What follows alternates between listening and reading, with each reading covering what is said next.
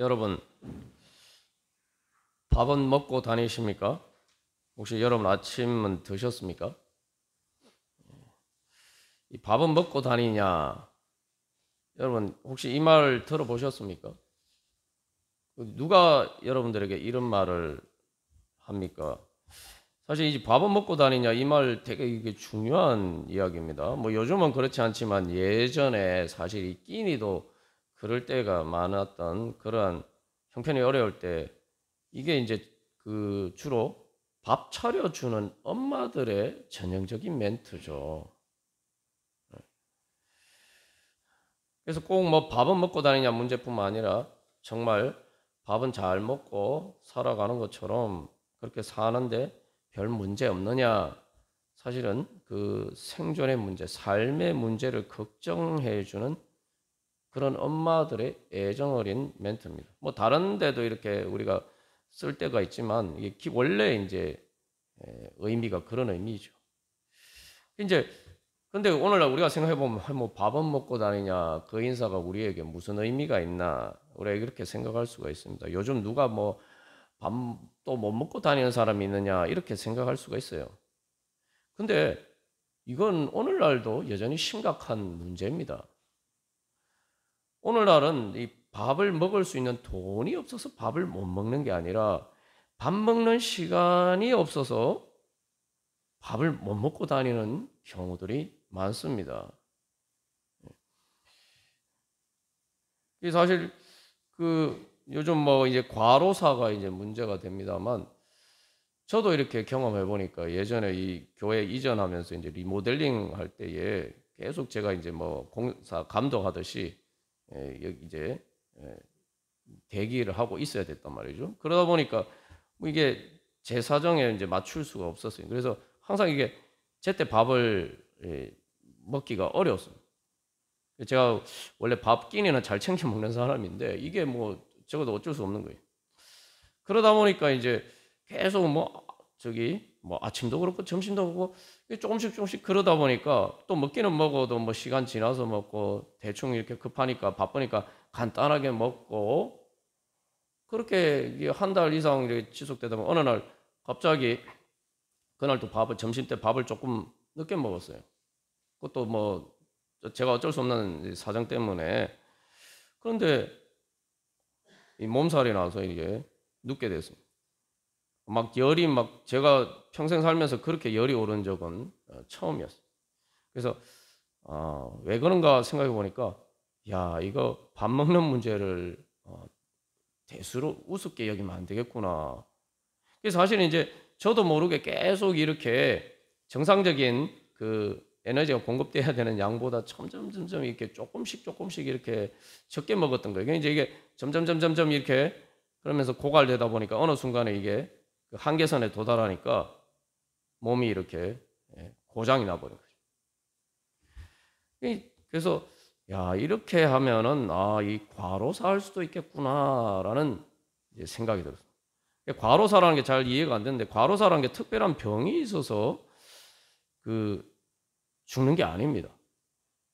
그냥 계속 이렇게 일을 하다가 과로하다가 보면은 결국 이게 밥을 먹든지 또 다시 에너지를 충전하고 쉬어서 이렇게 충전하는 그런 시간들이 점점점 필요한 양보다 이게 줄어들게 되면은 자기도 모르게 점점 에너지가 이제 고갈이 되는 거예요.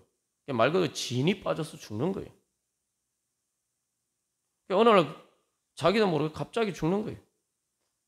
이게 과로사뿐만 아니라 우리의 인생도 마찬가지입니다. 우리 인생도 우리가 계속 밥을 먹잖아요. 근데 나이가 들면서 밥 먹는 양이 점점 줄어들어요. 우리가 죽을 때가 되면 사실 제일 전형적인 징후가 곡기를 끊는 거죠. 먹어야 사는데 더 이상 못 먹게 돼.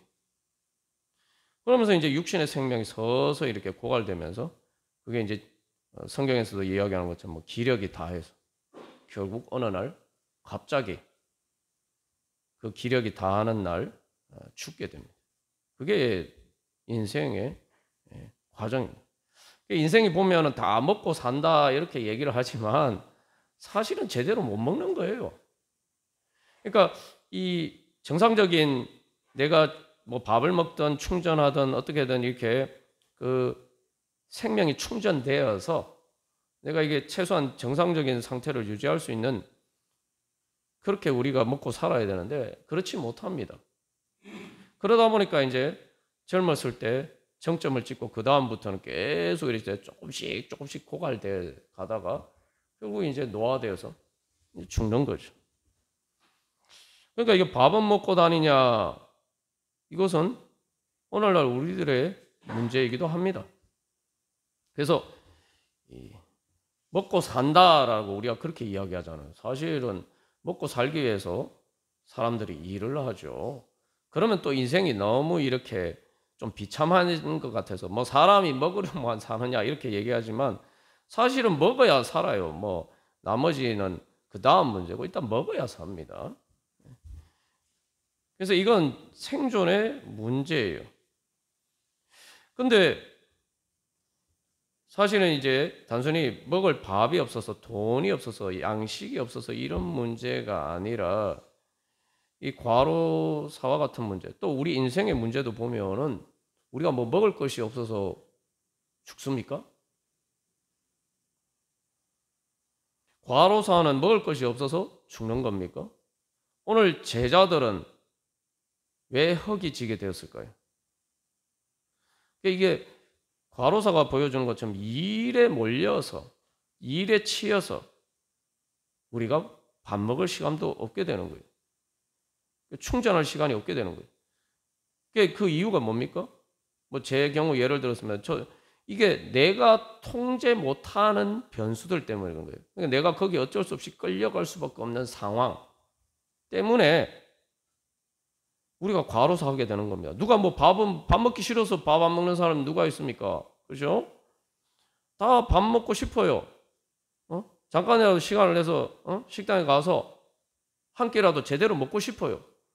근데 일이 바쁘다 보니까 쫓기다 보니까 말 그대로 쫓긴다라는 표현을 써요. 쫓긴다. 그 말 그대로 우리가 쫓긴다는 건 우리가 막 끌려다니는 거예요.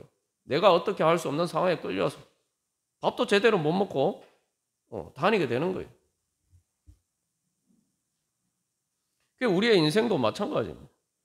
내가 밥 먹고 살면 되는데 잘 살 수 있는데 내가 죄와 사망의 권세에 이끌려서 거기에 쫓겨서 우리가 살다 보면은 그렇게 살다가 죽을 수밖에 없는 것이 우리 인생입니다. 그래서 여기서 우리가 생각할 때는 이제 먹고 살기 위해서는 돈이 필요하다. 그래서 먹고 살기 위해서 돈을 벌어서 일을 해서 돈을 벌어서 그 돈으로 내가 먹고 살려고 한다. 우리가 이렇게 생각하죠. 그런데 이게 이제 과로사의 경우에는 왜 과로합니까? 돈 벌려고 과로하는 거 아닙니까? 일하는데 돈을 벌다가 제대로 밥을 못 먹어서 죽는 경우가 생긴다 이 말이죠. 돈을 버는 이유가 먹는 거 사기 위해서인데 이게 주객이 전도돼서 돈을 벌기 위해서 내 목숨을 나도 모르게 조금씩 팔아버리는 그런 문제가 생긴다 이 말이죠. 오늘 예수님께서 말씀하십니다. 와서 조반을 먹어라. 12절에서 21장 12절에서 예수님께서 그렇게 말씀하셨어요. 조반이라는 건 말 그대로 아침이죠. 아침. 그래서 이 말 그대로 예수님이 아침을 먹어라라고 말씀하십니다. 여러분 이 아침 먹어라 이 말도 많이 들어보는 말 아닙니까? 아침에 막 급하게 막 늦어서 나가는데 아침 먹어라 이 말 누가 합니까? 주로 이제 가정에서 엄마가 하죠. 야 아침 먹고 가야지. 아 엄마 나 바빠서 안 돼. 지금 빨리 가봐야 돼. 하면서 그렇게 가는 경우들이 이제 종종 있죠. 그래서 많은 사람들이 바쁘다 보니까 또 피곤하니까 조금이라도 더 쉬고 하려고 하다 보니까 이 아침을 못 먹고 출근하는 경우들이 많습니다. 제자들도 보면은 지금 밤새도록 일했어요. 이게 낮에 일을 하는 게 아니고 고기를 잡아야 되기 때문에 이제 밤에 이렇게 일을 했는데 밤새도록 일을 했는데 아무것도 못 잡았어요. 예수님께서 말씀하십니다. 와서 아침을 먹어라. 오늘도 예수님께서 우리들에게 말씀하십니다. 우리의 엄마처럼 우리에게 말씀하십니다. 아침 먹고 가야지. 아침 먹고 가야지. 너 밥은 먹고 다니냐? 내가 밥 해줄 테니까, 내가 밥 다 이렇게 차려놨으니까 와서 밥 먹고 가. 성령님께서 우리를 그 예수님의 밥상으로 인도하십니다. 야, 아무리 바빠도 밥은 먹어야지. 밥은 먹어야 살 거 아니냐. 너 왜 그렇게 힘들게 바쁘게 사냐? 밥도 못 먹고 뭐가 그렇게 바쁘게 사냐? 성령님께서 우리에게 그렇게 말씀하면서 예수님이 차려주신 밥상에 우리 밥 먹으러 가자. 그렇게 우리를 인도해 주셨고, 그래서 오늘도 이 부활절 예배자리 가운데 우리를 불러주셨습니다. 여러분, 오늘 우리는 예수님께서 주시는 밥을 먹고 다니고 있습니까? 예수님께서 주시는 영생의 밥을 먹고 살아가고 있습니까? 예수님께서 말씀하셨어요. 우리가 요한복음 6장에서 나오는 것처럼 예수님이 말씀하셨어요. 우리가 무슨 일을 해야 됩니까? 물으니까 예수님 뭐라고 말씀하셨죠? 나를 믿어라. 그 예수님을 믿는 일이 뭡니까? 그러니까 내가 생명의 양식이니, 내가 영생의 양식이니, 내가 생명의 떡이니 너희들이 나를 먹어라. 그게 너희들이 해야 될 일이다 라고 말씀하셨어요. 이 말씀은 그냥 뭐 그런가 보다 하는데 조금 이해가 잘 안 되죠. 그런데 여러분, 우리가 열심히 일하느라 바빠요. 뭐 무슨 일이 그렇게 바쁜지 이렇게 하여튼 다 바쁩니다. 바쁜데 제일 중요한 일, 예수님께서 주시는 영생의 밥을 먹는 일을 안 하고 살 때가 많다는 말이죠. 그래서 예수님이 너 무슨 일 하느라고 그렇게 바쁘냐? 영생의 밥을 먹는 일도 안 하면서 그 일도 안 하면 그 일 대신에 해야 될 그렇게 바쁜 일이 도대체 뭐냐? 라고 오늘 우리에게 말씀하십니다. 예수님이 베드로에게 네가 나를 사랑하느냐라고 물으셨는데, 예수님이 생명의 양식이라면 이 질문을 다르게 바꿀 수 있어요. 네가 나를 먹고 살기 원하느냐? 너가 배고픈 것처럼 배고플 때 밥 먹고 싶은 것처럼 네가 그렇게 나를 먹고 싶어 하느냐? 여러분, 우리들은 영생의 밥 먹을 시간을 팔아서 도대체 무슨 일을 하고 있습니까? 우리는 예수님의 영생의 양식을 먹는 것을, 예수님 만나는 일을 그냥 건너뛰어도 별 문제가 없는 아침처럼 생각하고 있지 않습니까? 많은 사람들이 아침을 건너뛰어도 되는 것이다, 안 먹어도 되는 것이다, 그렇게 생각합니다.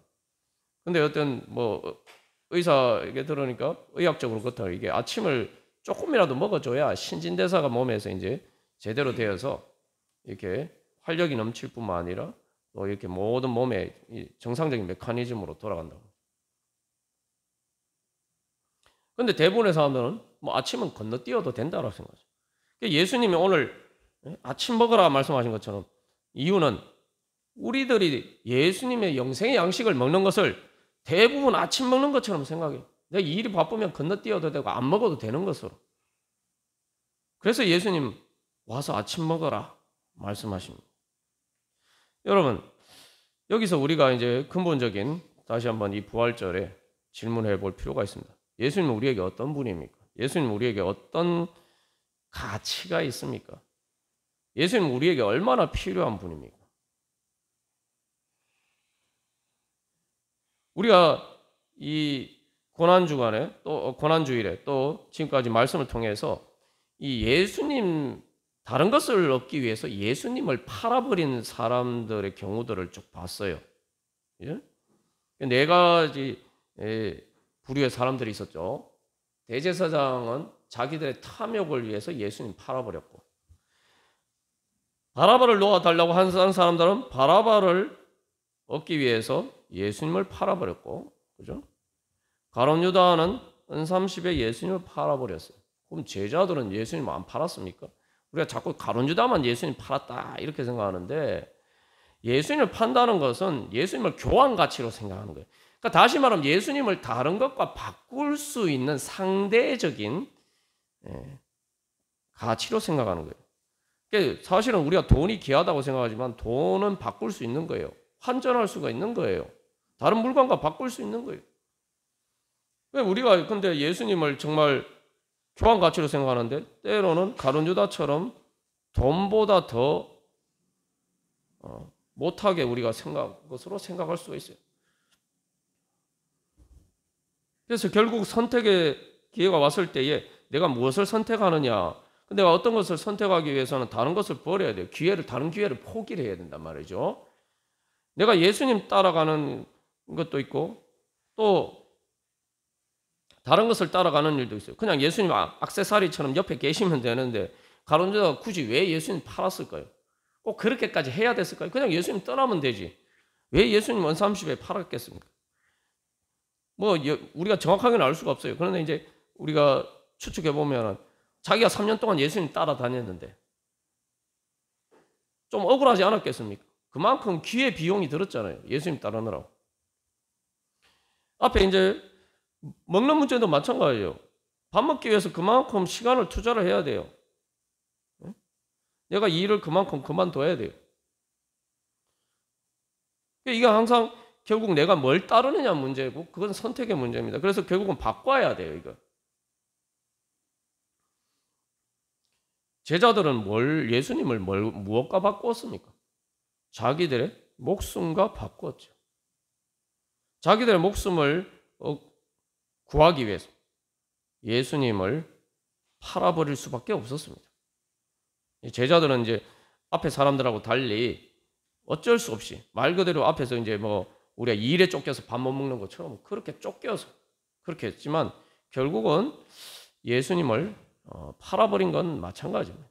예수님을 그래도 어떻게 보면 제자들은 예수님의 가치를 그만큼 귀하게 생각한 거죠.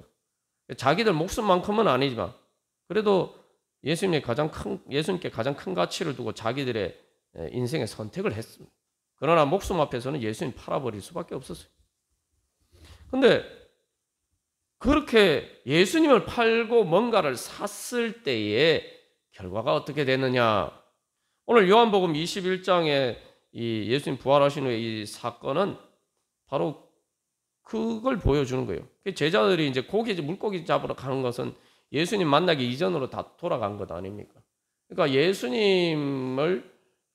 예수님을 선택했던 그 기회를 버리고 자기들 원래 살던 삶을 돌아갔을 때, 자기들 목숨을 구하기 위해서 예수님을 팔았을 때 그들의 삶이 어떠한가? 목숨은 부지했는지 모르겠지만 오늘 보면 뭡니까? 열심히 일을 했는데 아무것도 없었어요. 아무것도 없었어요. 분명히 여러분 예수님이 자기들이 사실은 제자들이 예수님 팔고 싶었겠습니까? 예수님 버리고 도망가고 싶었겠습니까? 아니에요. 자기들도 어쩔 수 없었죠. 그런데 정말 마치 이게 나에게 뭔가 귀한 것이 있는데 정말 소중한 게 있어요. 여러분 한번 생각해 보십시오. 나에게 정말 귀한 폐물이 있어요. 그냥 결혼 폐물이 아니라 정말 예를 들면 어머니에게서 물려받았던 거나 정말 이거는 단순히 돈으로 바꿀 수 없는 그런 귀한 게 있죠. 그런데 여러분 그런 것도 팔아야 되는 때가 있죠. 진짜 너무 사정이 궁하면은 때로는 그런 것도 팔아야 되는 그런 인생의 순간이 오기도 한다 이 말이에요. 제자들이 사실은 예수님이 자기들에게 정말 보석처럼 소중한 분이었을지 모르겠지만 정말 돈으로 바꿀 수 없는 그런 소중한 분이었을지 모르겠지만 결정적인 인생의 궁박한 순간이 왔을 때에 자기들의 살기 위해서 예수님을 팔 수밖에 없었다 이 말이에요. 그럼 예수님 팔아서 살게 되었으면 행복해져야 될 거 아닙니까? 예수님 팔아서 자기들의 목숨을 부지했으면 행복해져야 되지 않습니까? 그런데 오늘 이 요한복음 21장에 초반부를 보면은 예수님 만나기 전에 이 제자들의 분위기를 보면 어떻습니까? 그러니까 살기는 사는데 행복하지 않아요. 그리고 열심히 일을 했는데 아무것도 없었던, 말 그대로 아무것도 없었어요. 여러분, 그러면 예수님을 팔아버린 다른 사람들은 어떻습니까? 예수님을 팔아버린 다른 사람들은 어떻게 됐습니까? 은삼십에 예수님을 팔아버린 가룟 유다는 어떻게 됐습니까? 행복해졌습니까? 잘 살면 되지 왜 자살을 했겠어요? 제자들은 그냥 목숨만 부지했는데 가룟 유다는 그래도 예수님 팔아서 은삼십이라도 챙겼어요. 돈이 생겼단 말이죠. 그랬는데 왜 잘 살지 못하고 살지도 못하고 자살합니까? 은삼십이면 적게 잡아도 몇백만 원이고 많이 잡아면 거의 돈 1,000만 원, 요즘식으로 가면 돈 1,000만 원 정도 되는 돈이, 그런 돈이 생겼는데 왜 자살합니까? 예수님 팔아서 은삼십을 얻었으면은 새 출발해야죠. 그러면은 예수님 대신에 바라바를 선택한 사람들은 행복하게 잘 살았습니까? 유대 예수님이 십자가 달리신 후에 한 세대가 안에 결국 예루살렘은 멸망하고 그들이 바라바를 통해서 원했던 것들이 아마 유대 식민지에서 로마의 식민지에서 해방되기를 원했을 수도 있어요. 그런데 예루살렘이 멸망하면서 이제는 로마의 식민지조차도 유지하지 못하고 그 유대 땅에 아무 유대인들도 더 이상 살 수 없게 됐어요. 대제사장들은 그들의 탐욕을 위해서 예수님 팔았는데 어떻게 됐습니까? 예루살렘 그들이 탐욕에 자기들의 돈벌이 수단으로 생각했던 자기들의 모든 그 기득권의 수단으로 악용했던 그 성전이 무너지고 사라졌어요. 도대체 예수님을 버리고 뭔가를 사려고 예수님을 팔았는데 도대체 남은 게 하나도 없다 이 말이죠. 아니 뭔가를 예수님이라는 그런 엄청난 분을 팔았으면은 그래서 뭔가를 샀으면 뭔가 남는 장사를 해야 될 거 아닙니까? 뭐 도대체 근데 오늘 제자들 아무것도 남는 게 없어요. 남는 게.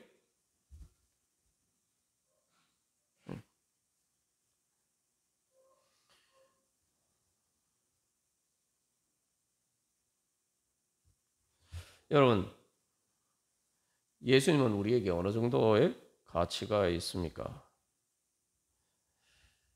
여기서 결국은 예수님을 바꿀 수 있는 그런 유머로 생각하느냐, 그죠? 누가 또 이제 나한테 전만 주면 유머가 되는 거예요. 그러나 엄마는 바꿀 수 없습니다. 엄마는 나에게 젖을 안 줘도 엄마는 바꿀 수 없어요.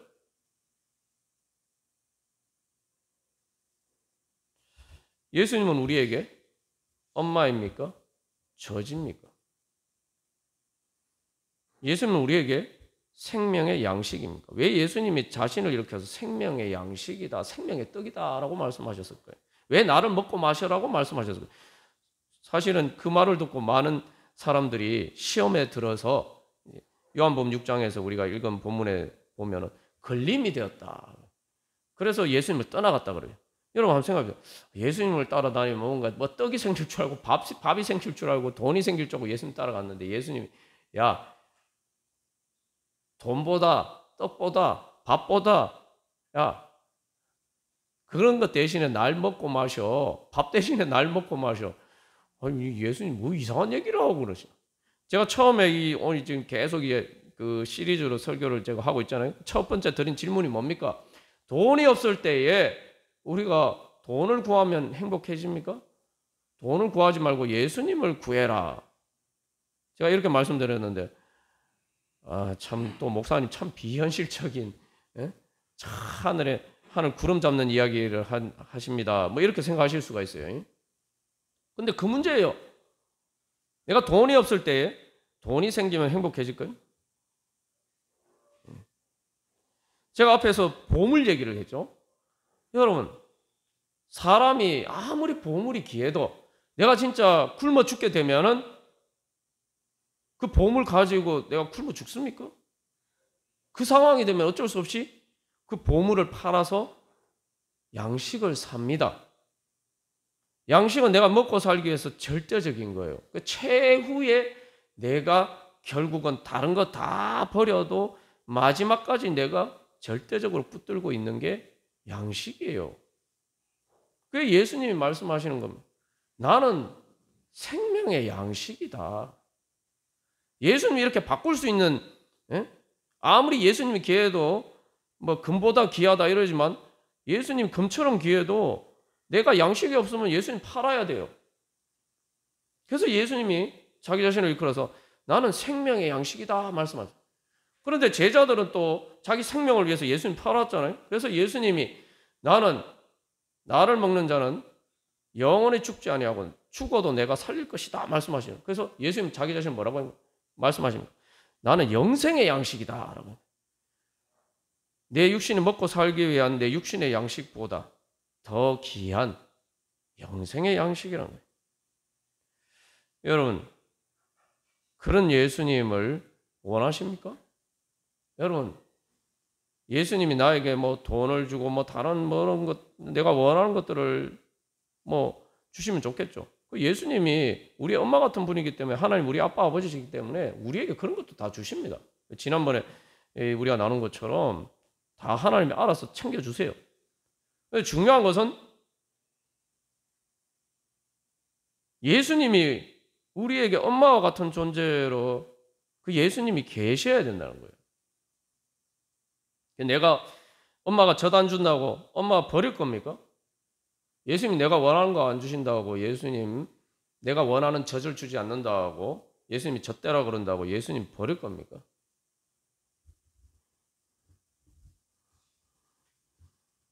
오늘도 예수님께서 우리를 부르십니다. 특별히 이 부활절에 우리를 부르십니다. 아침 먹어라. 와서 아침 먹어라. 여기 중요해. 와서 아침 먹어라. 제자들이 밤새도록 진짜 여기 일을 했는데 먹을 거 없으니까 얼마나 배가 고프겠어요. 배만 고픕니까? 예수님을 떠난, 예수님을 팔아버린 자기들의 인생이 얼마나 참으로 허무한 인생인가. 그래서 마음이 더 허기졌을 거예요. 근데 예수님이 나타나셨어요. 그리고 예수님이 와서 아침 밥상 다 차려놓으시고, 예? 여기 물고기도 제자들이 잡은 게 아니죠. 예수님이 잡게 해주신 거죠. 예수님이 아침 밥상 다 차려놓고 마치 엄마처럼 그렇게 제자들의 아침 밥상 다 차려놓으시고 와서요. 아침 먹어라. 그렇게 불러주십니다. 오늘도 예수님께서 우리에게 불러주십니다. 우리가 육신의 눈에 보기에 예수님이 만나는 것이, 예수님을 구하는 것이 때로는 세상 바쁜 일에 비하면은 아침 먹는 것처럼 하찮게 여겨질 수 있지만, 그러나 예수님 말씀하십니다. 아침은 먹고 가야지. 너 아침 안 먹고 가서 오늘 하루 어떻게 살려고 그러느냐? 여러분은 어떻게 응답하시겠습니까? 예수님 저 바빠요. 저 아침 안 먹어도 돼요. 그럼 다음에 우리가 예수님께서 주시는 밥을 먹을 기회가 올까요? 그렇게 아침, 점심, 저녁 예수님의 밥상을 거절하고 그렇게 살면 우리가 어떻게 되겠습니까? 여러분, 사람들이 그럽니다. 밥심이란 말이 있죠. 밥의 힘으로 산다. 주님께서 우리에게 오늘도 주님의 영생의 생명의 양식의 그 밥상으로 불러주십니다. 여러분, 이게 엄마가 차려주는 밥상이기 때문에 우리가 내 시간만 투자하면 되는 거예요. 내 마음만 먹으면 되는 거예요. 내가 아침에 좀 더 자면은 좀 더 이렇게 충전이 될 거라고 생각하지만, 저도 이렇게 경험해 보면은 아침에 조금 자는 것보다 밥 먹는 게 더 사실은 건강해지더라고요. 피곤하다고 아침을 안 먹으면은 좀 더 쉰다라고 생각하지만 사실은 더 이렇게 면역력이 떨어지는 걸 느껴요. 예수님께서 엄마가 밥상 차려놨는데 우리가 그 밥 먹는데 무슨 시간이, 무한 돈이 필요합니까? 내 믿음만 있으면 돼요. 내가 먹고 싶은 그 밥상을 내가 받고자 하는 믿음만 있으면 됩니다. 그리고 주님께서 늘 밥상을 먼저 차려놓으시고 우리를 부르십니다. 그래서 썩지 않는 양식이에요. 왜냐하면 주님께서 우리를 사랑하시는 그 사랑은 변하지 않기 때문에. 주님은 우리에게 먹다 남은 밥 주시지 않습니다.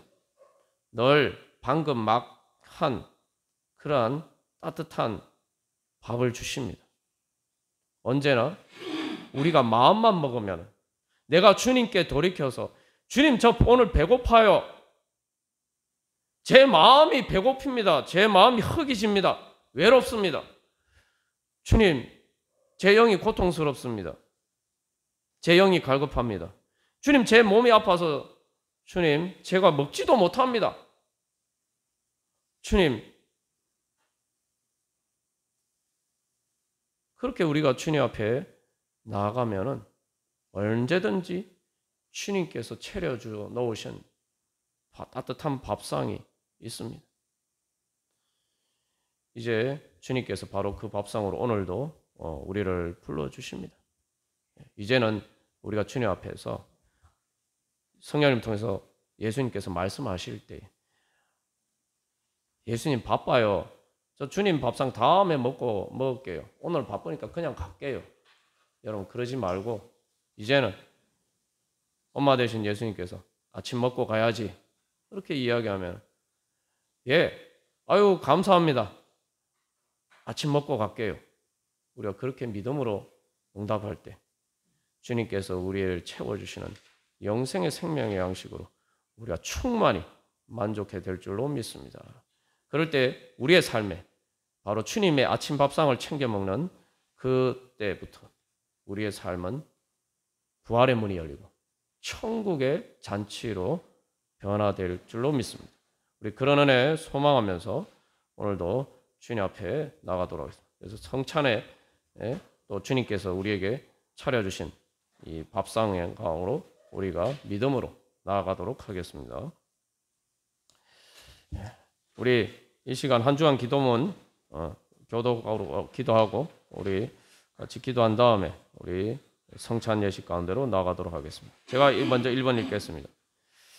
예수님은 저에게 절대적으로 유일하게 필요한 영생의 양식이십니다.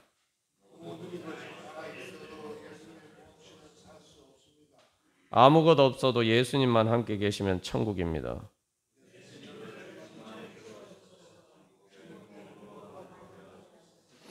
마음과 몸으로 주님 사랑하며 따라가게 하소서. 부활의 능력으로 살아 영생에 이르게 하소서. 아멘. 우리 시간 하나님 아빠 아버지 우리 크게 외치시고, 주님 하나님 아빠 아버지께서 살아주신 예수님의 생명의 양식 주님 먹게 하여 주시옵소서. 우리 믿음으로 주님 살과 피를 먹고 마시게 하여 주시옵소서. 우리 함께 기도하겠습니다. 하나님 아빠 아버지